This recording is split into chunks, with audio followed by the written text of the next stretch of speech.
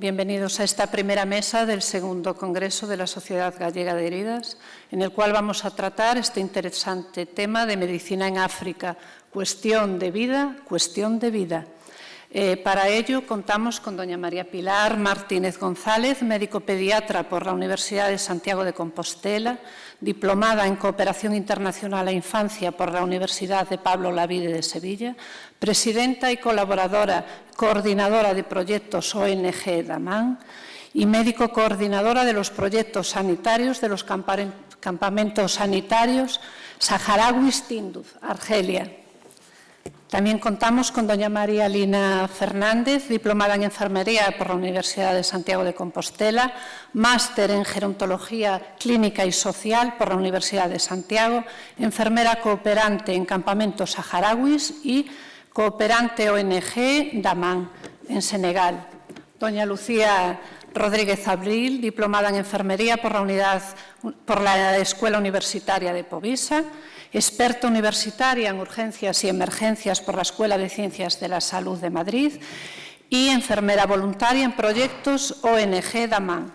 También doña Ana Isabel Santamaría Casado, diplomada en Enfermería por la Escuela Universitaria de Enfermería de Povisa y enfermera cooperante voluntaria en proyectos ONG Daman.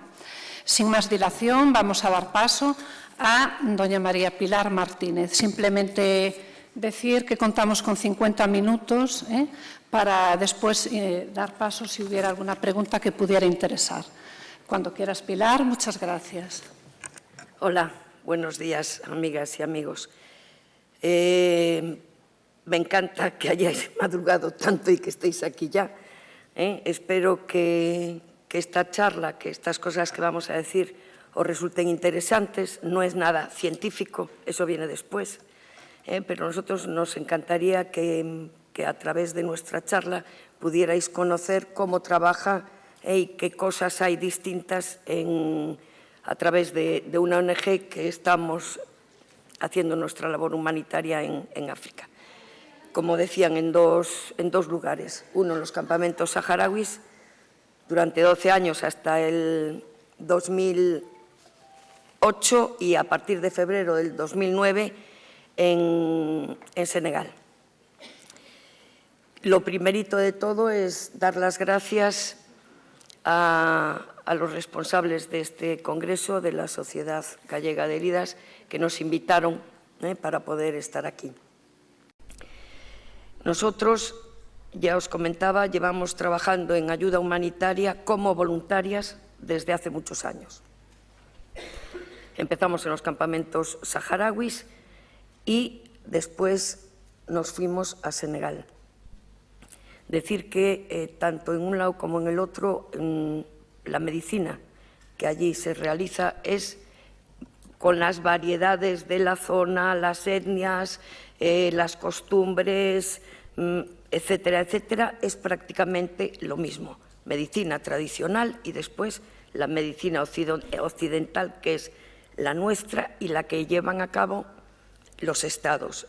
En los campamentos saharauis son las ONGs y los organismos internacionales que son los que, a partir de, os lo explicará Lina, pero a partir de que los saharauis son retirados del Sáhara porque entran Marruecos, se van a los campamentos saharauis y ahí se estructura todo en base a la ayuda internacional. Otro país que nosotros conocemos, que es Senegal, las características son totalmente distintas, pero la medicina tradicional se sigue basando exactamente en lo mismo. Al principio empezamos de forma individual, como voluntarios, pero es a partir del 2011 que entendimos que era mucho mejor formar ONG que nos diera una cobertura y que nos permitiera también conseguir más fondos para poder seguir trabajando en estos proyectos. Decir que efectivamente la medicina occidental depende muchísimo de los países en su desarrollo, pero que sí que está totalmente ligado la religión y la medicina tradicional y que conviven perfectamente y en armonía con la medicina occidental. Lina os va a hablar un poquito de la medicina tradicional y cómo se estructura la medicina occidental en los campamentos. Después yo hablaré un poquito más de Senegal y Ana os contará un poco con unas diapositivas que nos ayuden a ver cuáles son las patologías más frecuentes en este país. Pediros que no queremos monólogos, queremos que si hay alguna cuestión que os llame la atención o que queráis saber, nos lo decís, porque así se me seca menos la boca, me pongo menos nerviosa. Y si es un diálogo, para nosotros es mucho más fácil. Vale, os paso entonces a Lina.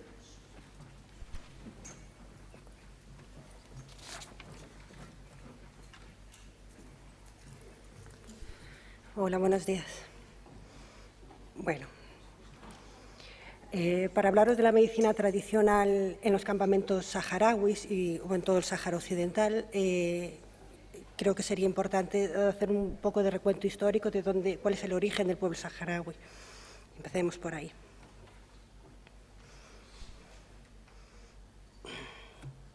Bueno, los saharauis literalmente significa gente del desierto. ¿Por qué? Porque vienen de unas tribus nómadas que se cuidaban, vivían de la cría de camellos y viajaban a través de todo el desierto para... Bueno, es por aquí. Se conocen las tribus camelleras nómadas que habitaban en el área de costera y semidesértica del noreste de África, lo que conocemos como Sáhara Occidental o el Sáhara Español, ¿no?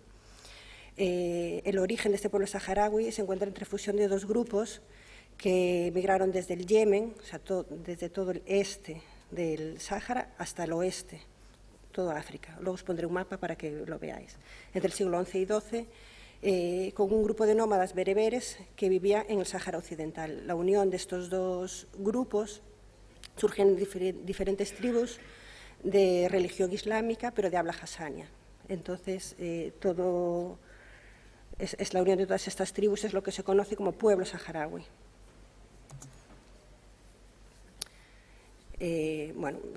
Este pueblo saharaui vivieron siempre nómadas de la cría de camellos, se abastecían de comida, de la carne y leche solo de camello, dátiles, plantas y productos silvestres que se podían encontrar en esas zonas donde se asentaban temporalmente. Estos campamentos se iban moviendo con la gente y con el ganado según la presencia de pastos, de pozos y siempre dirigiéndose hacia lo que ellos llaman cada hilo de lluvia, ¿no?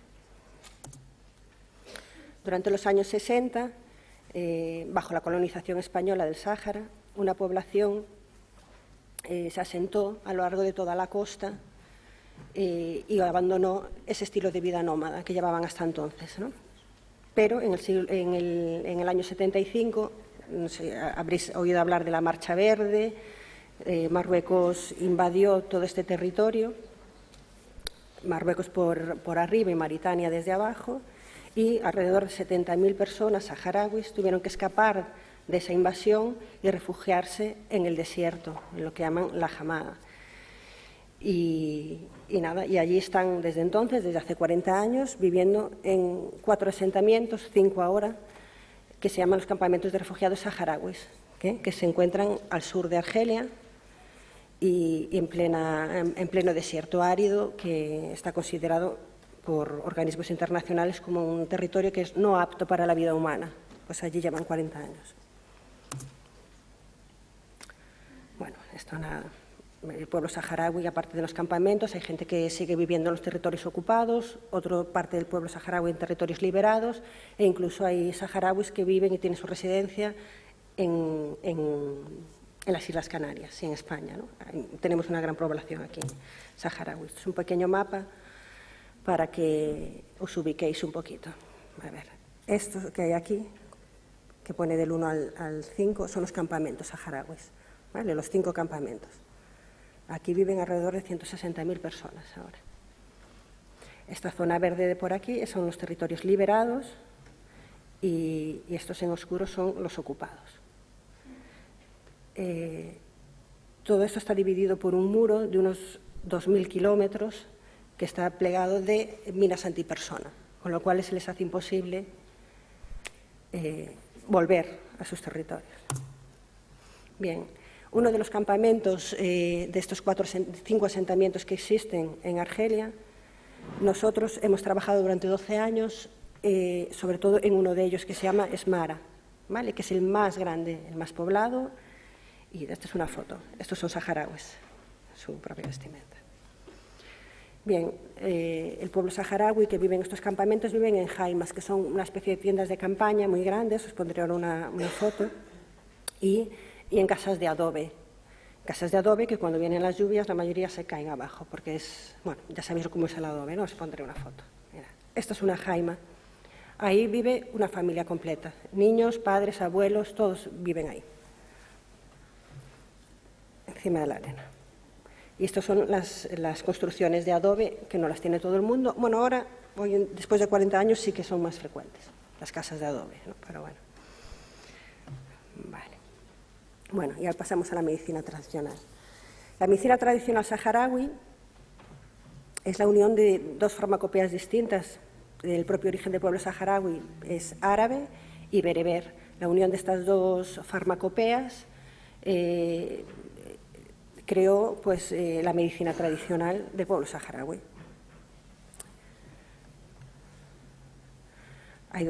Hay una medicina tradicional que la practican los expertos, no son médicos, pero son expertos, y la más extendida es que la anciana de cada familia es la encargada de la salud de la familia y de la comunidad, y es la que más utiliza todos estos remedios naturales, que, por si no lo sabéis, en el 80% de la población de todo el mundo y no del Sáhara cura y trata sus problemas de salud con métodos tradicionales. La medicina occidental no... siempre es como una segunda opción, ¿no? Para la mayor parte de la gente. Bien, estos campos de refugiados están situados en un altiplano predoso que es lo que le llaman la Hamada. Es un área caracterizada por un clima que prácticamente no llueve nunca y está despoblado de vida animal, lo que os decía antes. Está clasificada como un desierto absoluto, no apto para la vida humana. Ahí tenéis un ejemplo de cómo está. Más fotos. Este es un campamento y ahí ya veis que ahí no se da nada, ni agua, ni frutos, ni ningún tipo de... nada. Vamos, ahí que no va. Bueno, consecuentemente, hasta a vivir en el desierto hay muy pocas plantas medicinales de las que ellos utilizaban que puedan crecer alrededor de los campamentos. Pero han creado diferentes estrategias para poder continuar con esos remedios naturales. Para atrás. Bien, hay dos vías fundamentales a través de las cuales la flora del Sáhara Occidental sigue siendo la medicina tradicional en los campamentos, que es a través del Frente Polisario, que es el ejército que sigue defendiendo en los territorios liberados por un Estado autonómico y tal, y por medio de excursiones de las familias de los campamentos a territorios liberados durante la temporada de lluvia. A ver, esto es muy común. En los campamentos, cuando una persona de una familia se pone enferma, está débil, está mal, se traslada toda la familia a una parte de los territorios liberados, donde sí que en la temporada de lluvias hay cierta germinación de plantas tradicionales, y entonces se llevan ahí a la persona, come carne de camello, tienen la leche de camella, que es también tradicionalmente curativa, tienen las plantas y entonces es como un método de curación para ellos, ¿no? El tener. Y de paso, antes de volverse a los campamentos, recolectan, trituran, secan las hojas de todas las plantas tradicionales y se las llevan para conservarlas en bolsas de plástico y poder utilizarlas hasta que se agoten, ¿no? Hasta que tengan otros medios de poder conseguir las plantas. Esa zona se llama Badía, que no lo había dicho, se llama la Badía, porque es muy común allí oír ¿Dónde está? Es la zona de veraneo. Están en Badía, todos en Badía, dicen. Pues porque alguien se puso mal, entonces se van toda la familia a Badía. ¿No, Pili? Sí, es así, porque Badía es la zona, son los territorios liberados, y ahí es donde durante todo el año están los pastores que tienen camellos, ¿no? Y cuando alguien se pone mal, pues la solución es que se vaya de los campamentos, que es una vida súper hostil, y se van a Badía. Pero llama la atención porque hay meses del año que resulta que vas a hacer controles de salud a los niños de una daira y no están los niños porque se han ido a Badía a tomar la leche de camella, que para ellos es especial, no solo como alimento, sino también como medicamento. Bien. Bueno, aparte de estas dos vías que os he hablado, existe también un mercado de estas hierbas medicinales. Las hierbas medicinales que provienen de esa medicina árabe islámica, de la farmacopea, hay un mercado muy bueno o muy utilizado, que es el mercado de Tinduf, que es la ciudad argelina que está más al sur y más cercana a los campamentos saharauis. Ahí se ha creado un punto de referencia económica y comercial para la gente de los campamentos. Hay otros mercados que lo utilizan más para la farmacopea bereber, digamos, ¿no?, de esas plantas, que son mercados de Mauritania y de territorios ocupados e intercambios entre familiares también que viven en zonas ocupadas y viven en los campamentos. Pues existe un mercado ahí de todo este tipo de hierbas. El Frente Polisario es uno de los, ¿cómo se dice?, de las piezas claves para ese intercambio, ¿no?, entre lo que hay los territorios ocupados y liberados y los campamentos. Bien. El pueblo saharaui tiene unas frases muy comunes, puse algunos ejemplos para explicar por qué las plantas medicinales en la vida saharaui son tan especiales, como es, por ejemplo, todas las enfermedades se curan con plantas, es un dicho, y todas las plantas del territorio del Sáhara Occidental son medicinales.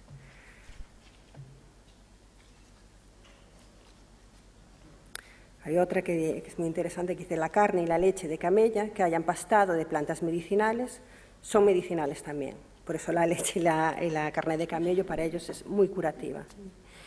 Y todas las hierbas que el camello come son medicinales porque son saharauis.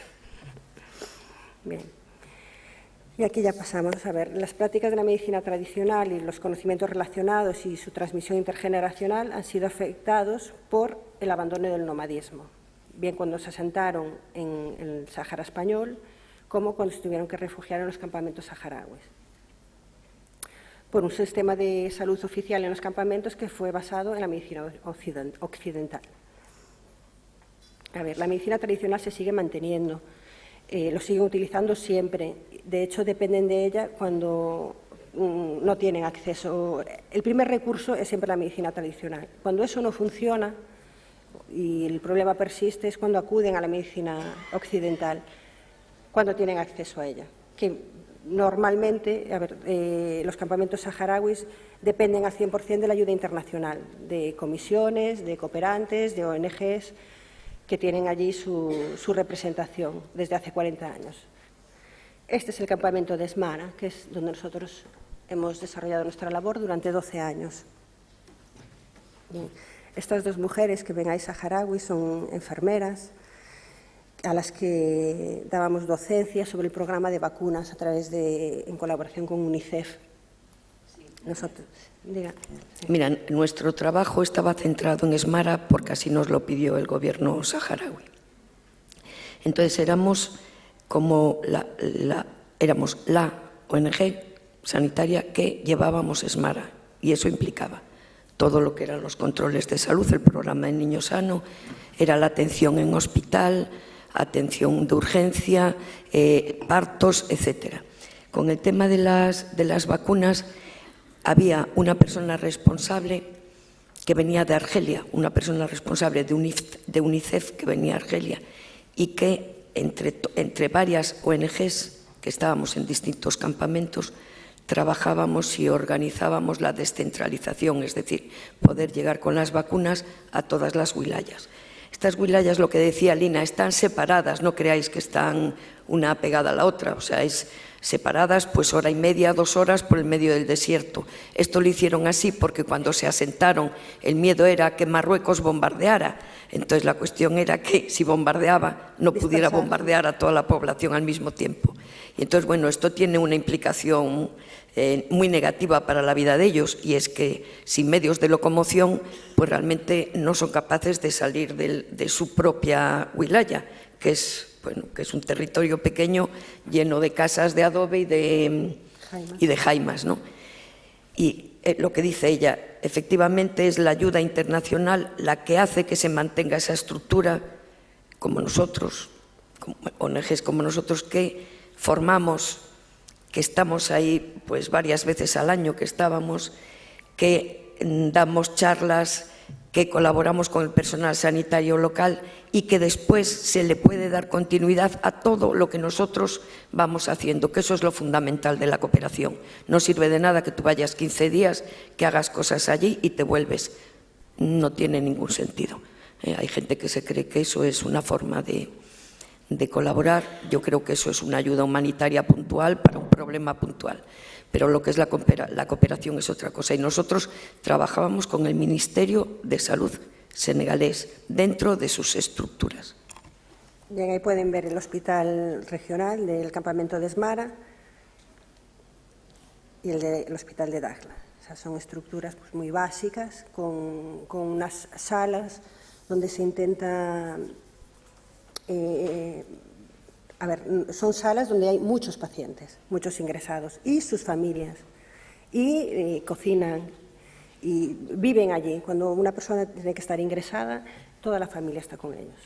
Entonces las salas se ven, veréis aquí, todo por el suelo lleno de mantas, están los niños, están sus mamás, sus tías, y es muy común ver, aunque eso intentamos quitarlo y por momentos se consiguió, cocinaban dentro de la sala su camello, con su camping gas, sus brasas, y aquello es, pues, imaginaos el ambiente. Se intentaba distribuir a los pacientes pues con un criterio, pues aquí niños, aquí infecciosos, pero siempre estaban juntos y bueno, se hacía lo que se podía. A ver. He puesto esta foto porque es muy común en los niños, viven en estas jaimas y vive toda la familia y para calentarse usan braseros con fuego. Entonces los niños todos se queman. Caminan, pasan por encima de las brasas, se les caen las brasas. Las quemaduras es algo muy común allí. Este es un caso de un niño pues, que se quemó pues, completamente, la cara, extremidades, pues, todo, extremidades superiores e inferiores. Y bueno, que se recuperó, gracias a Dios, muy bien. Bueno, gracias a Dios, no, gracias a la medicina occidental y también a su medicina. Para las quemaduras se utiliza mucho la grasa de camello, hacen emplastos con hierbas y les cubren las heridas y las quemaduras con hierbas que pasaremos a explicar una por una, bueno, 4 o 5 ejemplos que son las más utilizadas, ¿no? Y hierbas que son para infecciones, hierbas que son para problemas digestivos, hierbas que son para enfermedades respiratorias, etcétera. Luego lo veremos. Cuando un niño se quema, utilizan estos remedios, utilizan su medicina. Si no va bien o tienen la posibilidad de al alcance que hay una comisión y que están trabajando allí, pues sí que lo llevan para que lo curen, utilizan la medicina occidental. Bien. Bueno, aquí lo digo.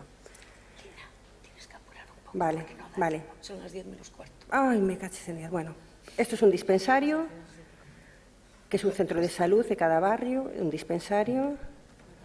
El programa del niño sano que se hace en los dispensarios. Tienen sus matronas. El clima, importante, el clima. Mira, estos son tormentas de arena. Esa tormenta nos pilló a nosotros allí. Yo creí que me moría. Y cuando llueve, que es muy poco, ocurre esto, las casas de adobe se caen. Aquí veis la ventana, lo que era una ventana. Y así queda, todo se destruye. Muy bien. Bueno, vamos a ver. Y así muy por encima os voy a decir las plantas más utilizadas en su medicina. Vamos a ver. El elk, se conoce Se utiliza la resina para... Todo es aprovechable de una planta en el Sáhara, ¿vale? La resina para retención urinaria, las hojas para problemas digestivos, las hojas y las flores para también todo tipo de problemas digestivos, que lo veis ahí. El fruto se utiliza para tratar la diabetes, problemas cardíacos y la anemia. Y la corteza se utiliza en emplastos con agua o también de forma directa como cicatrizante de heridas y quemaduras, de forma tópica. El baobab en el Sáhara, porque en el Senegal es un árbol que no se puede tocar, es un algo sagrado, pero en el norte de Mauritania, en los territorios saharauis, sí que se utiliza. El fruto del baobab tiene una pasta blanca que se muele y tal hasta convertir en una harina que se utiliza que se llama tashmash, que se utiliza para problemas digestivos, para la inepetencia, para diarreas, bueno, para problemas digestivos sobre todo. Esto es otro tipo de planta, muy común en el Sáhara, del que se utiliza la planta también, las hojas, el tallo y los frutos. Que esa planta se utiliza para todo tipo de infecciones. Una parte de la planta se utiliza para infecciones respiratorias, laringitis y tos, y otra planta se utiliza para los inhalado, para tratar la sinusitis, y secos y triturados se utiliza para todo tipo de infecciones de la piel, picaduras de serpiente infectada, abscesos, heridas, etc. Después, según la forma de preparación, también tienen unas indicaciones u otras. Bien, esta es la rosa de Jericó, no sé si la conocéis, es la más común en el Sáhara y la que tiene más aplicaciones. Se utiliza para la piel también en forma de implantes para curar el vitíligo, se utiliza mucho en las madres para provocar el parto y en dolores abdominales también se utiliza.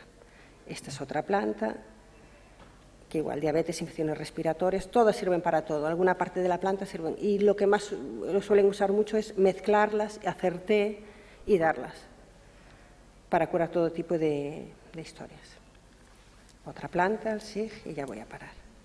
El sig se utiliza como antiparasitario. Bueno, creo que me voy a cortar ya, porque si no... Iba a hablar Pili ahora... No, tú quédate ahí. Me quedo aquí. De las quemaduras y de los dientes. Aparte de lo que está comentando Lina, pero se da en toda África, o sea, no solamente se utilizan las hierbas, no solamente se utilizan todas las partes de los animales, ¿no? que bueno, pues unas para un tipo de heridas, otras para otro tipo de patologías que no son de piel, todo sirve, prácticamente todo sirve.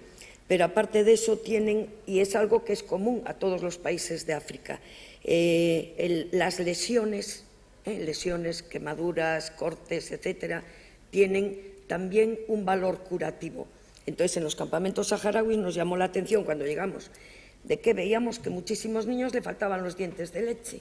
Y entonces, claro, lógicamente preguntamos, les faltan los dientes de leche porque cuando tienen un dolor de garganta, la boca con aftas, etcétera, quitan el diente, hacen que el niño se enjuague con la sangre, y yo creo que es que del dolor del diente al niño se le pasa todos los dolores, porque lo utilizan mucho. Vale, por ejemplo, otro es que los niños pequeños en el Sáhara, no sé cómo, pero desde que tienen un mes les duele la cabeza. Y entonces, cuando a un niño le duele la cabeza, la mujer que conoce la fórmula de evitar el dolor de cabeza, coge con un palo, lo mete en brasa y les hace una señal en la nuca y en la frente. Y aprovechando que uno tiene dolor de cabeza, ya se le hace a todos los niños de la familia que no se lo han hecho para evitar que lo tenga. Es decir, es preventivo y curativo. Si hay dolor de barriga, entonces los cortes aparecen en la barriga. Esto lo vimos, pues eso, en el año 1998. Ay, perdón, no estaba en el micro. En el año 1998, cuando nosotros llegamos allí, pero sí deciros que desde entonces ha ido cambiando mucho, ¿vale? Cada vez se acercan más a la medicina occidental y van dejando un poquito, sobre todo, esas medidas, ¿vale?, tan dolorosas y drásticas y que realmente no curan absolutamente nada, ¿no? Bien, empieza. Entonces, bueno, esta es la parte que os comentaba de los campamentos saharauis. Después, a partir del en febrero del 2009, varias veces al año nos vamos a Senegal. Al principio no íbamos como una ONG. En el 2009 fui yo, después de presentar todos los datos al Ministerio de Salud, dijo que sí, que aceptaba que fuéramos a trabajar y empezamos a trabajar allí. Y es en el 2011 cuando se crea la ONG Daman. En Senegal deciros que la medicina tradicional está todavía al día, es decir, se sigue manteniendo, la gente sigue utilizándola, pero no es la misma la medicina tradicional que se puede utilizar en la zona sur de Senegal, que es debajo de Gambia, ¿vale? Porque es una zona con muchísima vegetación, es una zona donde los chamanes todavía tienen mucha fuerza y donde efectivamente los vegetales se utilizan mucho. En la zona norte, que es donde estamos ahora, por la zona de Tuba, en esa zona es desierto, con lo cual ahí las plantas, su utilización es mínima. Utilizan mucho más otros recursos, que son camellos, cabras, vacas, porque es la etnia Peul la que está en esa zona. La medicina tradicional está totalmente ligada a etnias, lo primero, pero aparte de etnias que están repartidas no solo en Senegal, sino en Mali, en Guinea, etcétera, estas etnias después tienen como su propia característica, con su propio idioma. El idioma es el pular para todos, pero para los peules, pero dentro del pular tienen como su propia, porque es un dialecto pular, pues como su propia lengua. Su propia medicina tradicional, sus propias costumbres, etcétera. Cuando empezamos, todavía se practicaban ablaciones de clítoris, porque aunque estaban prohibidas en Senegal, la gente de esa zona se iba a Guinea, ¿vale? Y se reconvirtió a las mujeres que hacían las ablaciones de clítoris en matronas tradicionales, por supuesto sin conocimiento ninguno. Claro, la mortalidad era enorme por esta causa, amén de otras que nos va a contar ahora Ana. Sigue avanzando, la medicina sigue avanzando y nosotros colaboramos en todo lo que podemos para que eso se realice. Trabajamos aquí para poder trabajar allí y deciros que acabamos de venir de allí. Hemos estado en la zona norte porque ahora esta otra zona al lado de Mali ya es una zona que está mucho más avanzada, ya hay enfermeros, ya hay matronas ya formadas y la gente ya se ha acostumbrado a acercarse al sistema de salud.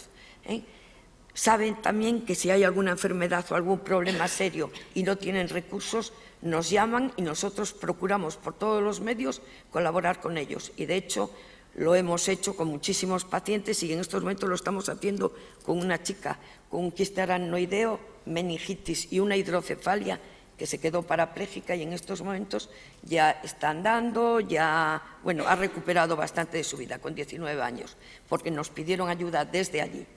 En la zona en la que estamos ahora, que es en zona desértica, en el centro de Senegal, esa es nuestra zona del proyecto actualmente y ahí son muchos los pacientes que financiamos, intervenciones quirúrgicas, ingresos en hospitales, etcétera.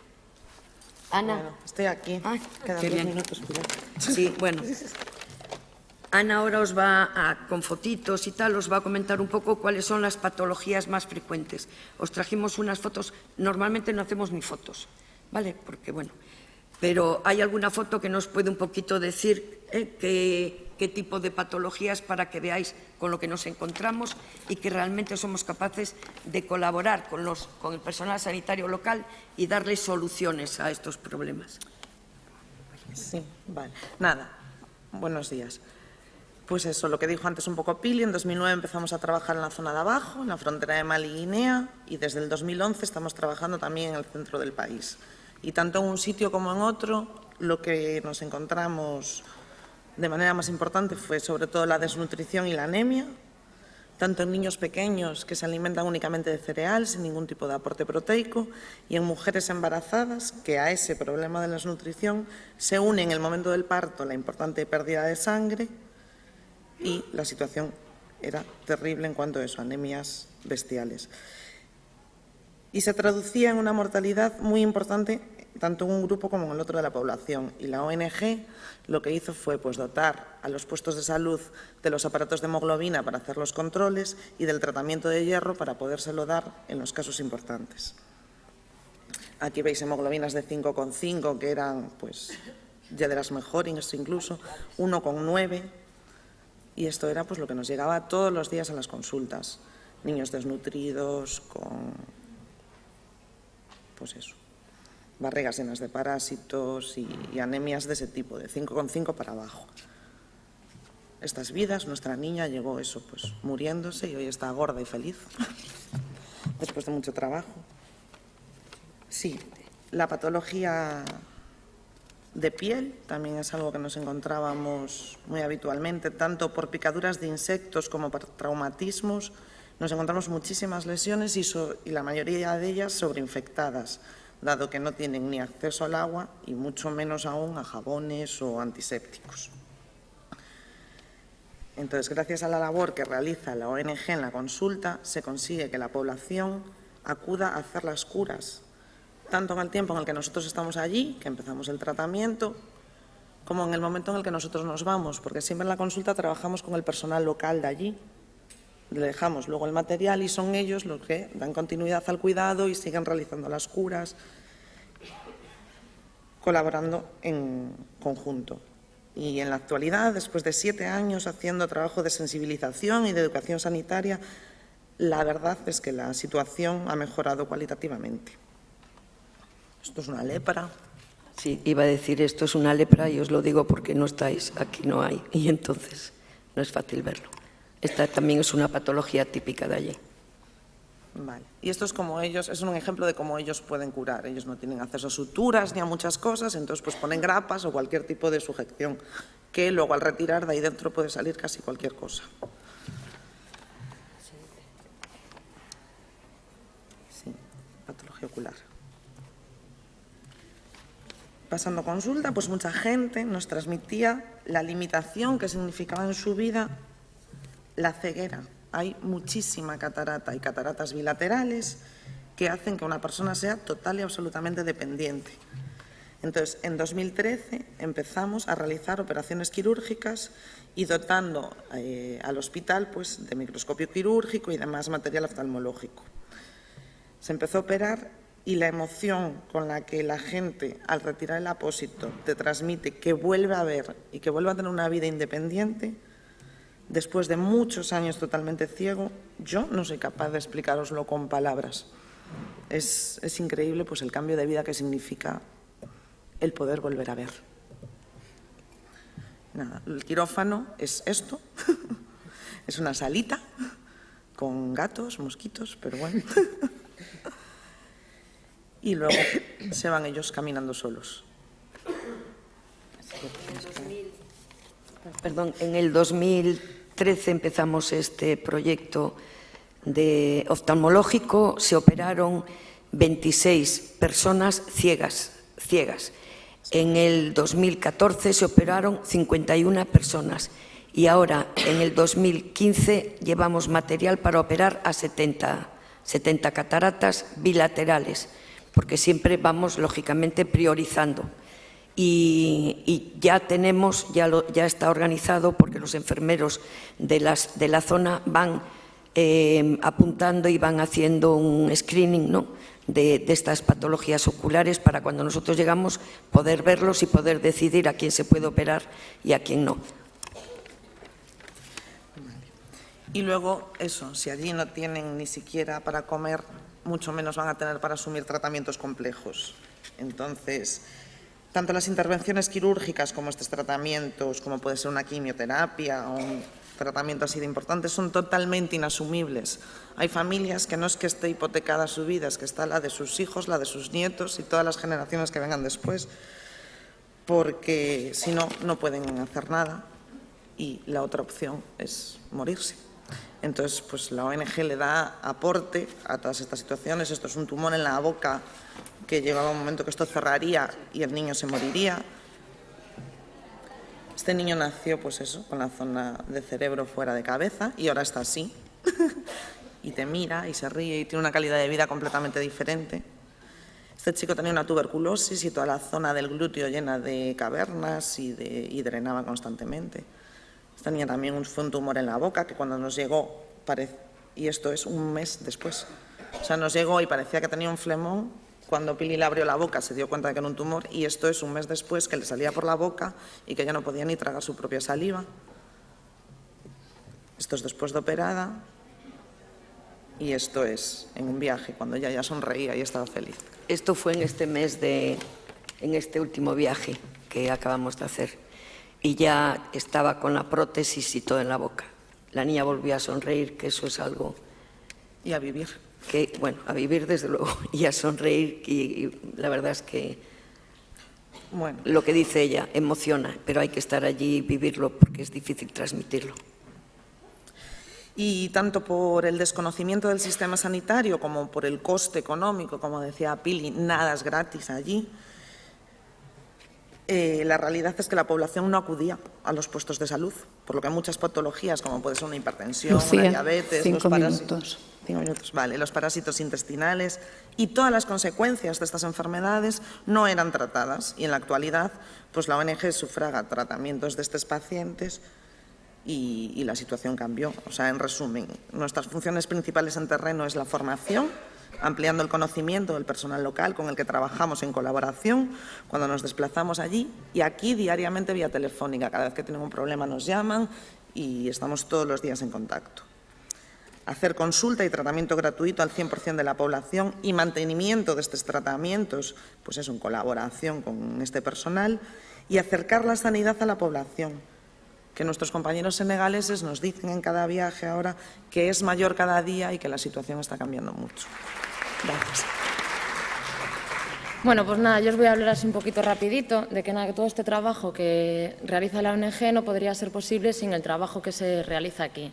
Pues nada, podemos comprar medicación, por ejemplo, en Farmamundi. También tenemos permisos para comprar medicación pues, en farmacias estatales, en farmacias particulares. Después también conseguimos material, que es el que tenemos que llevar, o sea, el que llevamos allá, como por ejemplo el Doppler, para escuchar el latido fetal. También llevamos los aparatos para poder leer la hemoglobina y poder ver esas anemias, fonendos, otoscopios, bueno, y demás materiales. Muchos los compramos cuando vamos a hacer los viajes y otros conseguimos a base de donaciones. Hacemos campañas, como puede ser la del jabón, pues para esos problemas de piel, para los parásitos intestinales, bueno, para medidas higiénico-dietéticas.